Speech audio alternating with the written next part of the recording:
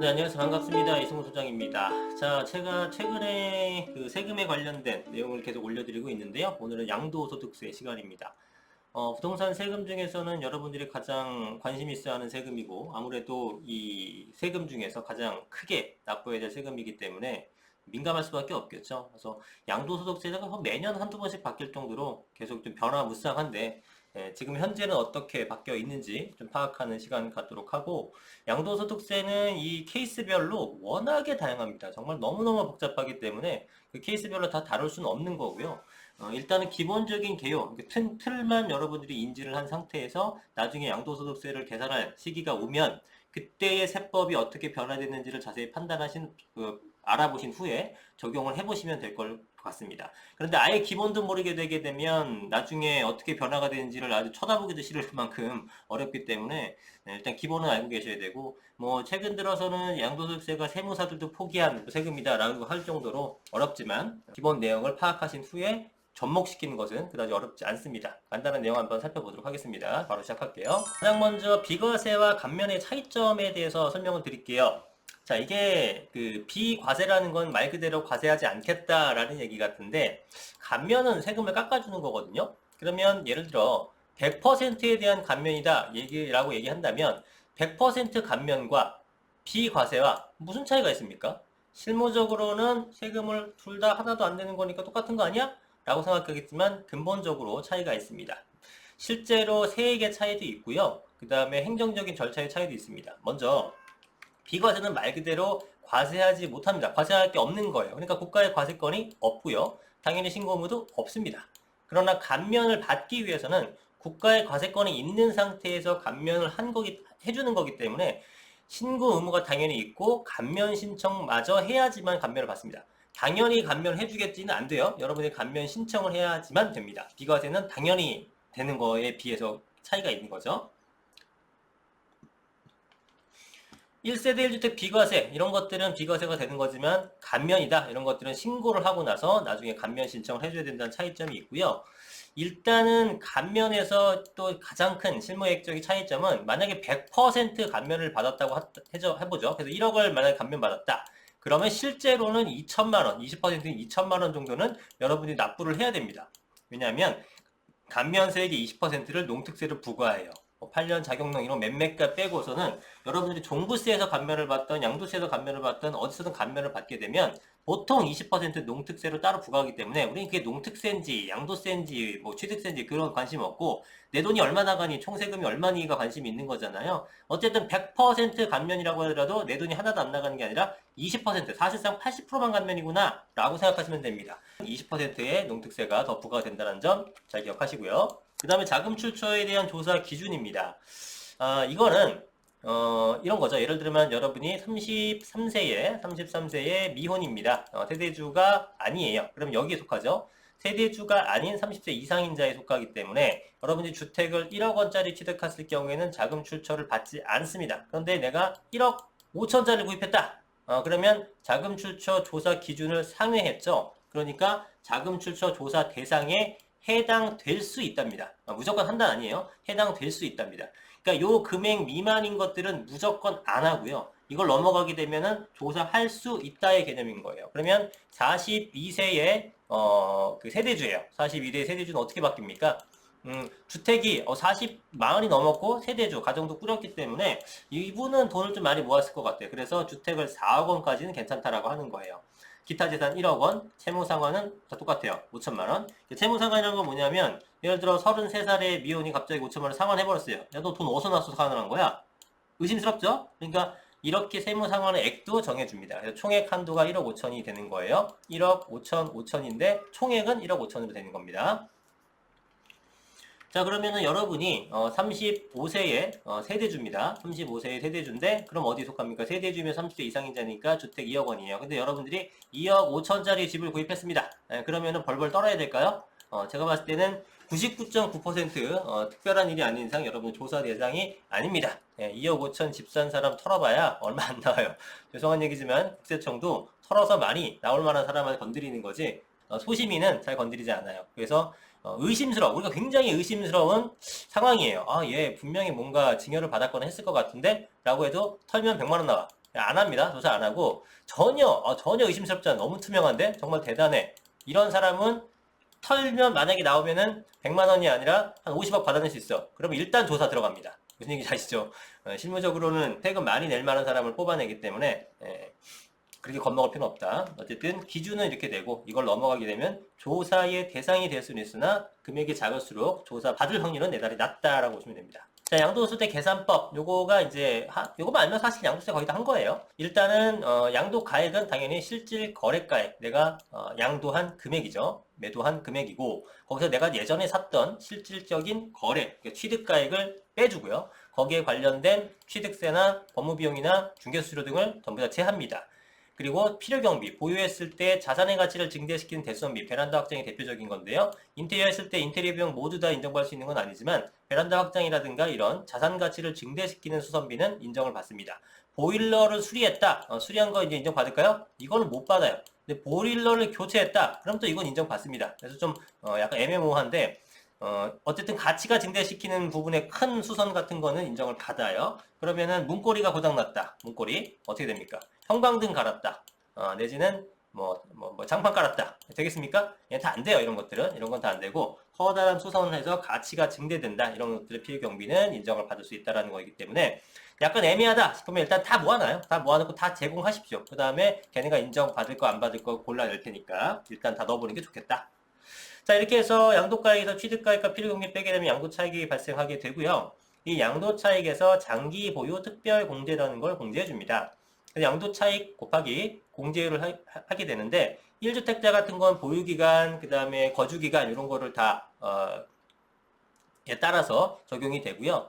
1주택이 아닌 일반적인 표준세율은 보유기간에 따라서 연별로 2%씩 또 차감해 주는 게 있습니다. 이건 뒤에 부분에서 다시 말씀을 드릴게요. 양도차익이 나오면 장기보유 특별 공제를 해주고 그럼 양도소득 금액이 나오는데 여기서 기본공제 250만 원 해줘요. 요거는 그냥 연간 개인 250만 원 해줍니다. 공동명의면 250, 500도 해주고요.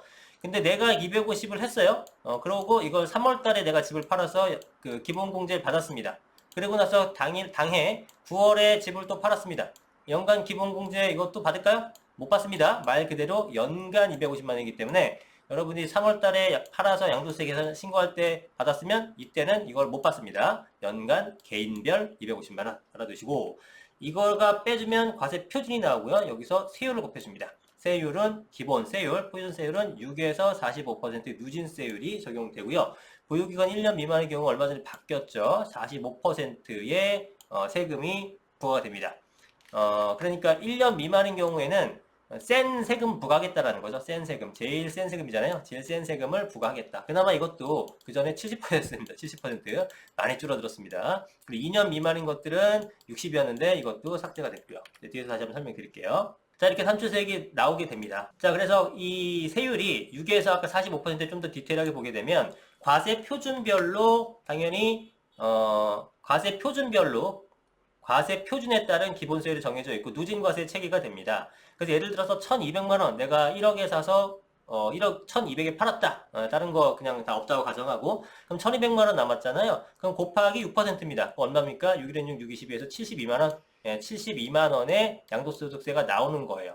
근데 많이 벌었어요. 많이 벌면 당연히 세금이 높아지게 되겠죠. 그러면 5천만 원 벌었다고 가정해보죠. 5천만 원 벌었으면은 8,800 이하니까 4,600 초과고 5천에다가 24%를 곱해서 계산하느냐?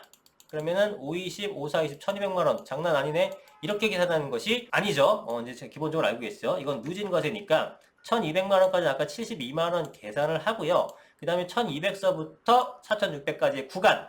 그러면 1,200서부터 4,600까지면 3,400만 원이죠. 3,400만 원 구간에서 15% 곱해주는 겁니다. 그러면 340에 170, 그러니까 510만 원이 나오는 거죠. 그 다음에 4,600서부터 우리가 5천만 원 이득 남겼다 그랬죠? 그럼 400만 원 구간이죠. 4,600부터 400만 원 구간이니까 400만 원에 24%면 96만 원이 나오죠. 그러면 대략 얼마 나옵니까? 606에다가 680밖에 안 나오는 거예요. 아까 1200 정도가 나왔었나요? 그게 아니라 누진해서 하는 거다. 쭉 이렇게 계산하는 거예요. 근데 한 12억 벌었다. 그러면 이거 계산해서 다 더해야 되니까 아이고 머리 아프죠? 그리고 틀릴 확률이 높고 그래서 여러분의 계산을 쉽게 하기 위해서 옆에다가 누진 공제라는 걸 해줬습니다. 그래서 5천만 원이라면 그냥 여기다 넣어요. 대입. 800만 원 이하니까 5천에다가 24% 합니다. 24% 하게 되면은 아까 얼마 나왔나? 5, 20, 5, 4, 20, 1200이죠. 1200에서 아까 522만 원을 빼게 되면 아까처럼 680 정도가 나오게 된다라는 얘기가 됩니다. 이해되시죠? 그런 식으로 계산하시면 됩니다. 어렵지 않죠? 만약에 모르시면 댓글 달아주세요. 추가 설명이 설명드리겠습니다. 자, 그 다음에 이제 2주택자, 3주택자 이런 것들이 세율이 또 틀리잖아요. 자, 조정 대상 지역의 다주택자는 중과세를 받게 되는데 지금은 여기죠. 이거 다 없어지고 기본세율, 아까 기본세율이 뭡니까? 6에서 45% 요거에다가 20% 더하는 거니까 어떻게 됩니까? 26에서 65%까지 되는 겁니다. 엄청나게 많죠. 3주택은 더합니다. 36에서 75가 되는 거예요. 근데 이 75%에서 이 세율의 10%, 그러니까 75%면 7.5가 지방소득세로 또 붙습니다. 지방교육세로. 그러면은 얼마야? 82.5가 붙는 거죠. 그럼 10억 벌면은, 와, 뭐 한 2억 남짓 손에 쥐는 거예요. 예, 누진으로 계산하게 되면은 장난 아니죠. 그래서 이렇게 나오게 되니까 아무도 거래를 안 하죠. 다주택자들이. 예, 그래서 지금 한시적으로는 다주택자들도 그냥 일반세율 적용해라 라고 합니다. 그게 원래 23년도 5월달까지였어요. 23년 5월달까지였는데 이걸 1년 더 연장해서 현재는 24년 5월까지 다주택자 중과세 제도가 한시적 유예 상태다라고 보시면 됩니다. 그 다음에 분양권, 그 다음에 주택도 마찬가지고요. 지금 1년 미만은 45% 구간이고 그 외에는 1년만 넘어가게 되면 기본세율이 됩니다. 그전에는 70% 60%였는데 지금 이제 사라졌고요. 옛날 거고. 그 다음에 1년 미만 보유한 조합원 입주권도 45%로 바뀌었고 1년 넘어가게 되면 기본세율이다. 미등기 양도주택은 이제 70% 정도의 세금, 미등기는 잘 안 하시겠지만 하여튼 그런 세금을 매긴다라는 거죠. 자, 그래서 이번에 2022년 12월 21일 발표한 자료가 나오는 건데 기존에 1년 미만 70%, 1년은 60%, 1년 미만 70%, 1년 미만 60% 어마어마한 수치에서 1년 미만 45% 많이 줄었고요. 1년 이상은 없다는 것은 결국은 기본세율로 간다라는 얘기가 됩니다. 자, 양도세 계산 구조 사례를 한번 해보면 쉽게 이해가 되실 거예요.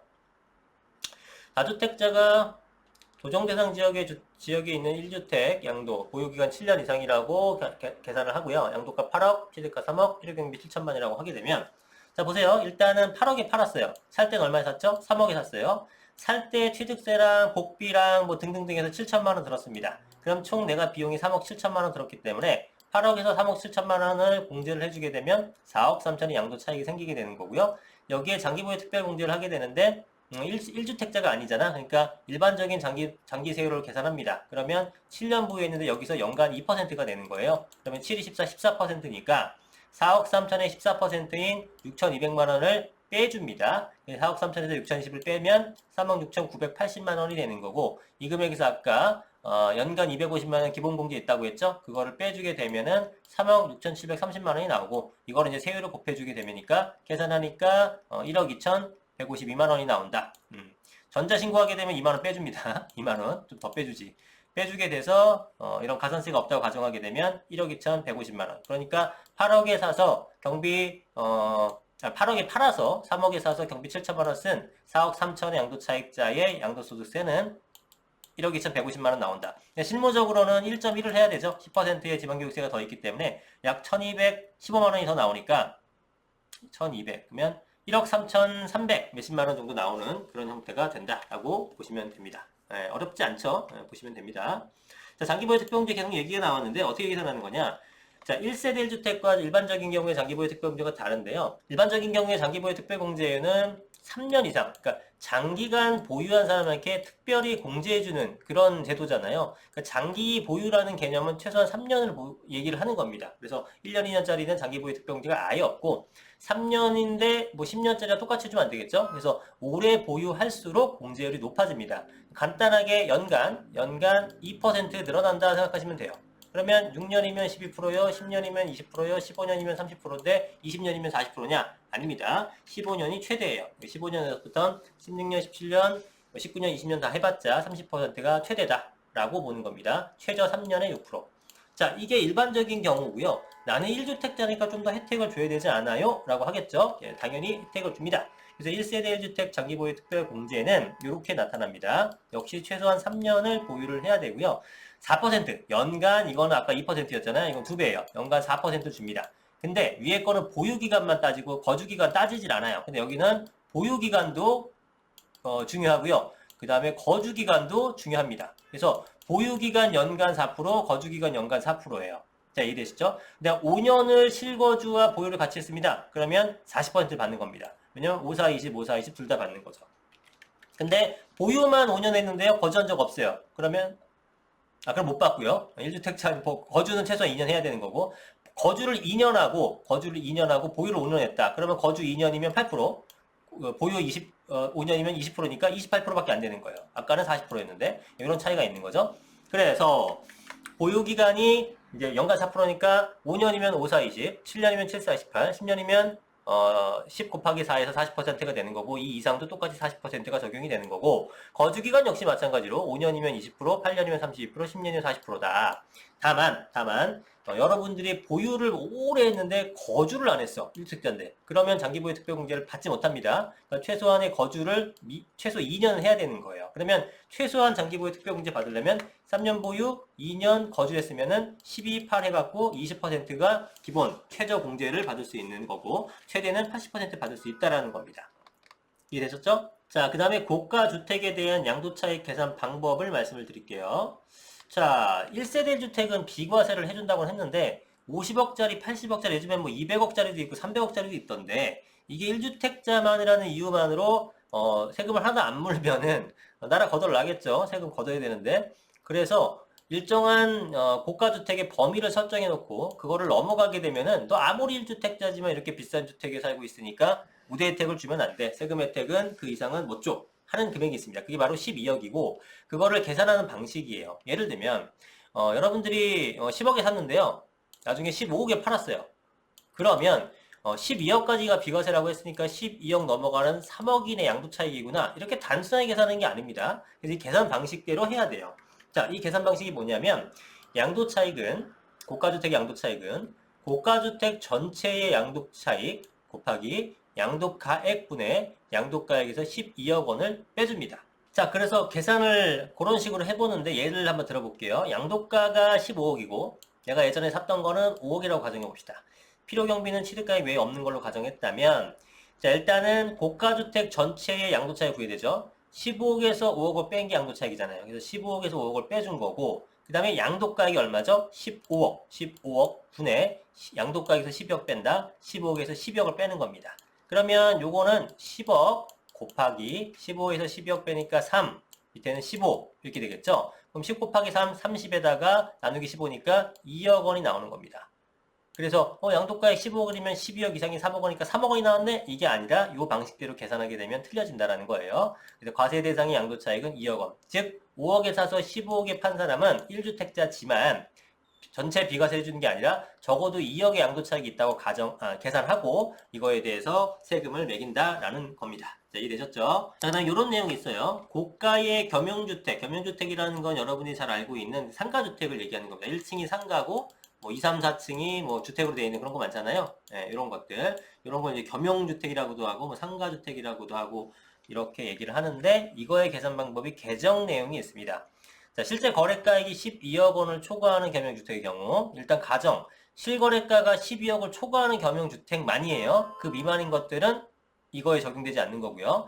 그러면 주택 부분과 주택 외 부분을 분리하여 그러니까 주택 외 부분은 거의 상가겠죠. 주택 부분만 주택으로 보아 양도 차익을 계산하도록 개정되었으며 고가주택에 해당하지 않는 겸용주택은 개정된 것과 동일하다. 자, 무슨 얘기냐면 주택 부분과 주택 외 부분을 분리하여 주택 부분만 주택으로 보아 양도차익 계산하도록 개정. 그 전에 어떻게 됐었느냐? 개정 전에는 주택의 연면적, 그 건물 전체가 있을 때, 뭐 1층 같은 경우는 이제 이건 상가로 썼고, 나머지 부분은 이제 주택으로 썼을 거 아니겠습니까? 뭐, 내지는 상가 부분이 더 큰 것도 있겠고요. 그러면 뭐예요? 주택의 연면적이 상가 연면적보다 더 크잖아요.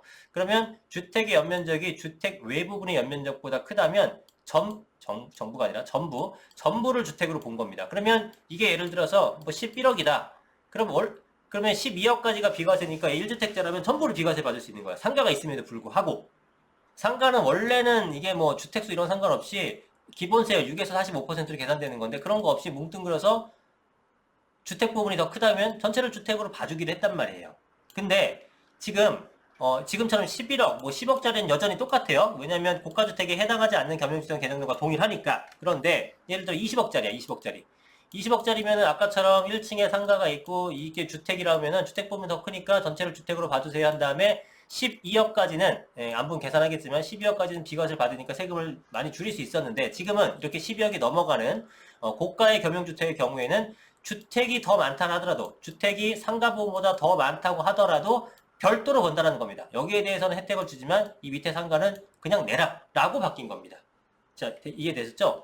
그래서 헷갈리지 말아야 될 거는 고가주택에 해당하지 않는 거는 개정전과 동일하게 주택의 연면적이 크다면 전부를 주택으로 봅니다. 그러나 실질거래가액이 12억원을 초과하는 겸용주택의 경우 여기 계산할 필요가 없어요. 그냥 주택은 주택 부분, 주택 아닌 것들은 주택 아닌 걸로 계산된다. 이렇게 바뀌었다는 걸 이해하시면 되겠습니다.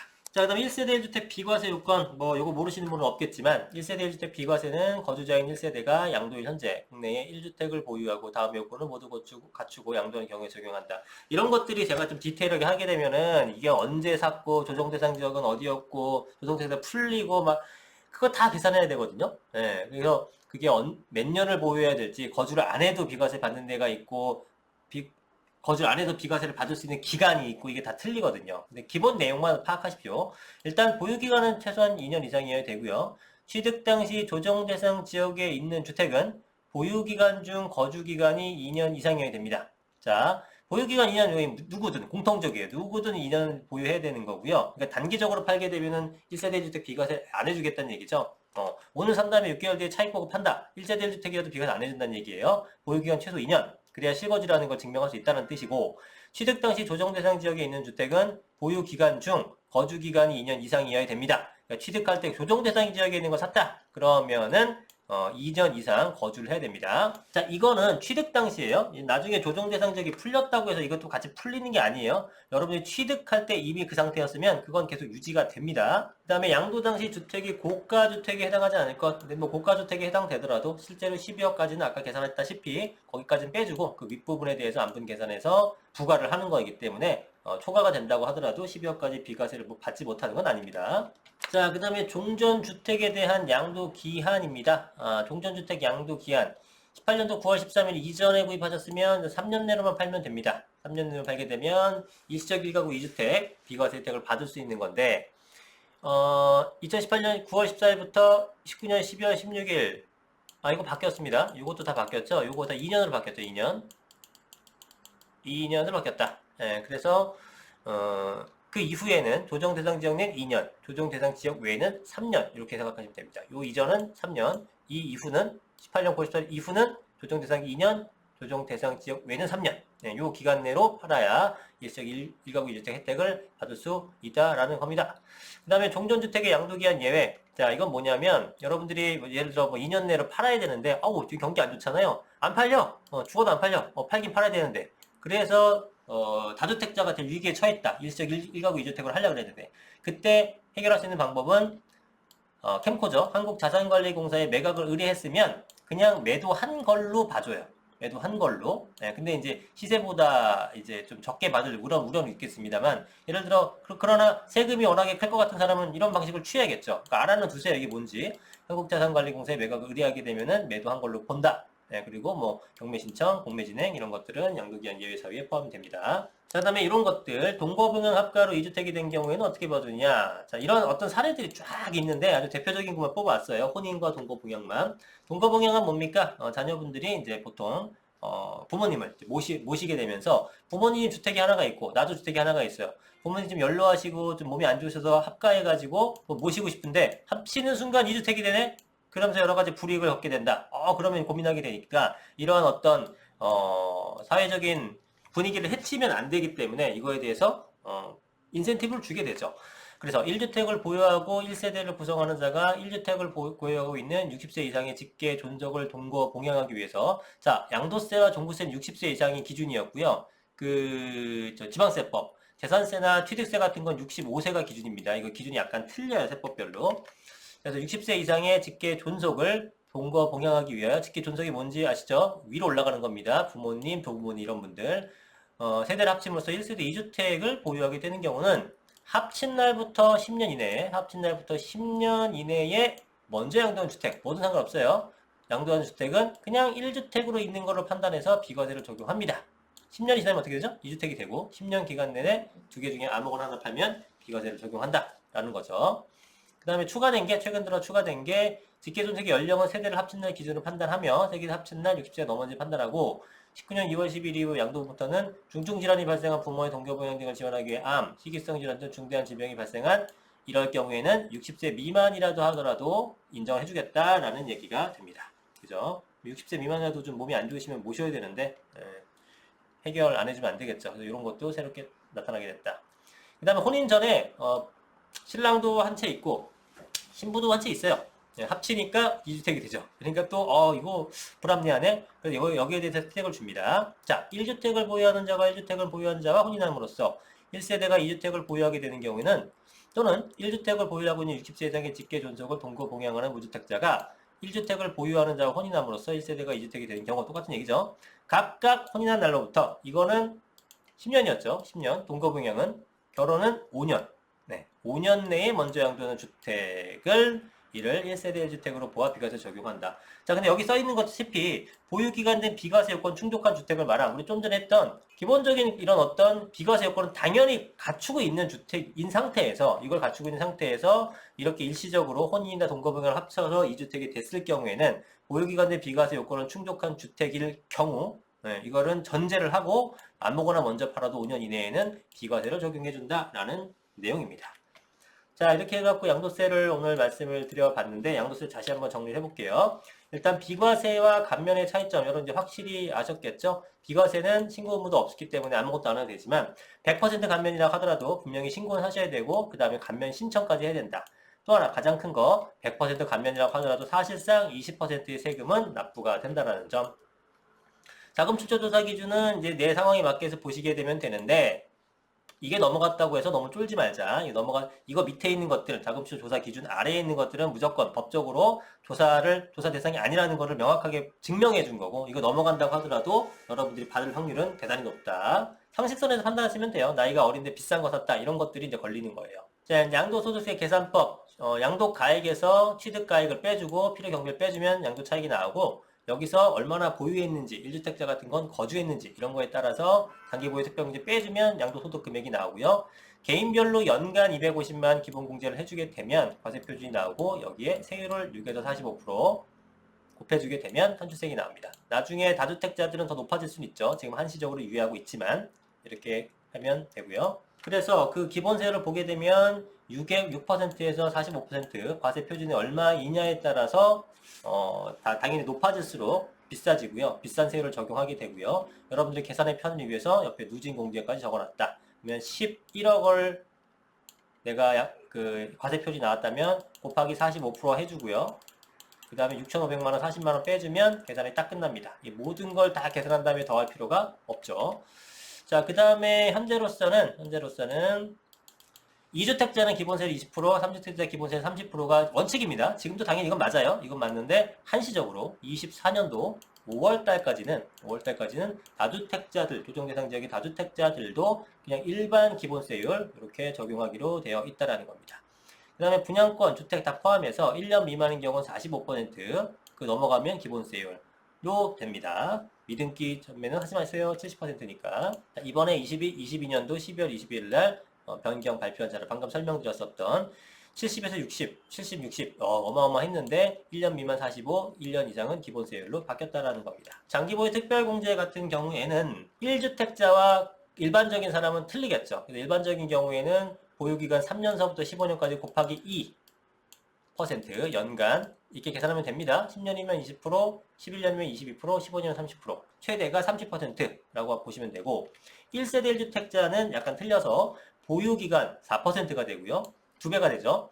거주기간도 4%가 됩니다. 그래서 1세대 1주택이면서 실거주자에게 좀 더 많은 혜택을 주겠다라는 거고 이 1세대 1주택 장기보유 특별공제를 받으려면 최소한 2년을 거주해야 된다는 요건도 반드시 알아두시면 되겠습니다. 최대 80%까지 받을 수 있다. 자, 이러면은 비과세도 대부분 받고, 그러니까 1세대 1주택이 왜 비과세인데 장기보유 특별공제가 필요하죠? 물어보신 분이 있는데, 웬만하면 필요하지 않죠. 그러나 12억을 초과하는 것들에 대해서는 과세한다고 했잖아요. 그런 것들에 대해서 장기보유 특별공제를 또 빼주는 거예요. 만약에 내게 10억이고 1주택자야. 이거 계산할 필요도 없죠. 10억이면 다 비과세니까. 자, 고가주택 양도차익 계산 방법. 예를 들어서 15억, 5억에 사서 15억에 팔았다 그러면은 10억 원 곱하기 양도가액분의 양도가액 마이너스 12억 원 계산하게 되면은 10억, 15억에서 12억 빼면 3억, 30억이 15억으로 나누니까 2억 원이 된다. 그래서 15억 원일 경우에는 12억 초과한 3억으로 계산되는 것이 아니라 안분 계산 이와 같은 방식으로 계산하게 돼서 양도 차익을 구하고 여기에 세율을 곱해서 계산하시면 된다는 겁니다. 그 다음에 12억 원이 넘어가는 상가주택, 겸용주택의 경우에는 예전엔 주택 부분이 더 크게 되면은 전부를 주택으로 봤는데 지금은 그렇지 않고 그냥 주택 부분은 주택, 주택 외부분은 주택 외부분 이렇게 나눠서 본다라는 거 이해하시면 됩니다. 12억 초과하는 검용주택의 경우에만이에요. 12억 미만인 것들은 여전히 주택 면적이 더 크다면 주택으로 전부 다 봐줍니다. 1세대 1세 비과세 요건 보유기간 2년 최소한 해야 되고요. 조정재산 기억에 있을 때 샀다면 거주기간 2년까지 채워야 되는 상황입니다. 12억 원까지는 다 비과세 해준다. 종전주택 양도기간은 18년 9월 13일 전에는 3년이었고요. 이후에는 조정이냐 비조정이냐에 따라서 이거 2년이라고 그랬죠. 2년 조정, 비조정은 3년 이렇게 된다고 말씀드렸습니다. 그 다음에 동거봉양 합계는 동거봉양 합계했을 때 10년간은 1주택으로 봐준다. 혼인인 경우는 5년간 1주택으로 봐준다. 이런 내용입니다. 자, 오늘 양도세를 말씀드려봤고요. 아주 기본적인 내용만 했는데도 시간이 많이 걸리죠. 한번 쭉 다시 한번 상기해 보시고 나중에 필요하실 때 꼭 도움이 되셨으면 좋겠습니다. 오늘 세금 강의 여기까지 하겠습니다. 감사합니다.